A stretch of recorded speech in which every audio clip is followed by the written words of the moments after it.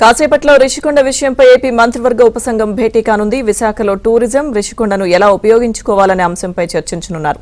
పర్యాటక శాఖ మంత్రి కందుల దుర్గేష్ ఆధ్వర్యంలో జరిగే ఈ సమావేశానికి మంత్రులు పయ్యావుల కేశవ్, డోలా బాల వీరాంజనేయ స్వామి హాజరు కానున్నారు.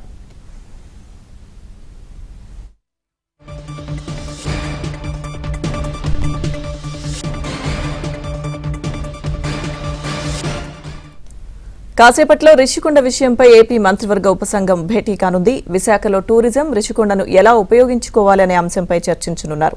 పర్యాటక శాఖ మంత్రి కందుల దుర్గేష్ ఆధ్వర్యంలో జరిగే ఈ సమావేశానికి మంత్రులు పయ్యావుల కేశవ్, డోలా బాల వీరాంజనేయ స్వామి హాజరు కానున్నారు. భేటీకి సంబంధించిన పూర్తి సమాచారం మా ప్రతినిధి సత్య అందిస్తారు.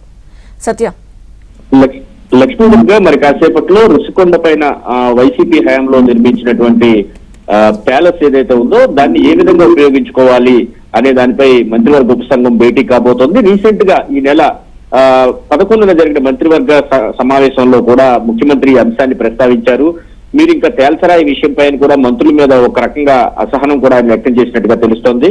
దీంతో మంత్రివర్గ ఉపసంఘం నేడు భేటీ అయ్యి ఈ రిషికొండను ఏ విధంగా ఉపయోగించాలనే దానిపై కీలకంగా చర్చించబోతున్నారు. రిషికొండ పైన ఉన్నటువంటి ప్యాలెస్ ఏ విధంగా ఉపయోగించాలని దానిపై కీలకంగా చర్చించబోతున్నారు. మొత్తం 453 కోట్ల రూపాయలు ఖర్చు చేసి నాడు వైసీపీ సర్కార్ అక్కడ 4 భవంతులు నిర్మించింది, 4 బ్లాకులను నిర్మించింది. మొత్తం 7 బ్లాకులకు వాళ్ళు ప్లాన్ చేసుకున్నట్టుగా ఉన్న సమాచారం. మొత్తం 453 కోట్ల రూపాయలతో నిర్మించిన ఇంత విలాసవంతమైన భవనాన్ని దేనికి ఉపయోగించాలో కూడా అర్థం కాని పరిస్థితి అయితే నెలకొంది. దీంతో రాష్ట్ర ప్రభుత్వం ఒక మంత్రివర్గ ఉపసంఘాన్ని ఏర్పాటు చేసి అటు టూరిజం కి ఆదాయం వచ్చేలాగా, అదే సమయంలో భవనానికి ఎలాంటి ఇబ్బంది కలగకుండా ఉండే విధంగా ఏం చేయాలనే దాని మీద మంత్రివర్గ ఉపసంఘం చర్చించి ఒక సిఫార్సు చేయాలని ఆదేశించింది. దీనిలో భాగంగా టూరిజం మంత్రి కందుల దుర్గేష్ నేతృత్వంలో ఆర్థిక మంత్రి పయ్యావుల కేశవ్, అదేవిధంగా డోలా బాల వీరాంజనేయ స్వామి మంత్రి, వీరి ముగ్గురితో ఒక కమిటీని ఏర్పాటు చేశారు. ఆ కమిటీ ఈ రోజు మధ్యాహ్నం 3 గంటలకు భేటీ కానుంది. భేటీ అయిన తర్వాత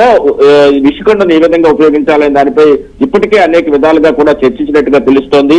అక్కడ డెస్టినేషన్ వెడ్డింగ్ లాంటివి ప్లాన్ చేస్తే బెటర్. ఎందుకంటే అంత భారీ స్థాయిలో ఉన్న నిర్మాణాన్ని ఆ స్థాయిలో ఆదాయం రావాలంటే డెస్టినేషన్ వెడ్డింగ్ లాంటివి మాత్రమే అయితేనే కొంత మేరకు సమంజసం అని భావిస్తున్న పరిస్థితి అయితే ఉంది. అటు డిప్యూటీ సీఎం కూడా కూటమి అధికారంలోకి వచ్చాక రిషికొండ ప్యాలెస్ ను స్వయంగా వెళ్లి పరిశీలించారు. మొత్తం 453 కోట్లు పెట్టి ఖర్చు పెట్టిన ఈ భవనాన్ని ఉపయోగించకపోతే గనక సంవత్సరానికి 1.5 కోటి దీనికి మెయింటెనెన్స్ ఖర్చులు అవుతున్నాయి. 15 లక్షలు విద్యుత్ బిల్లు అవుతుంది. ఈ ఖర్చు కూడా అదనం దీనికి. కాబట్టి వీళ్ళంత వరకు తొందరలో దీన్ని ఉపయోగంలోకి తీసుకురావాలని కూడా ఆయన అప్పట్లో చెప్పిన పరిస్థితి అయితే ఉంది. ఇటు ముఖ్యమంత్రి ఆదేశాల మేరకు ఈ రోజు మంత్రివర్గ ఉపసంఘం అయితే భేటీ అయ్యి దీని మీద ఒక కీలకమైన నిర్ణయం తీసుకునే అవకాశాలు కూడా ఉన్నాయి. Okay, thank you.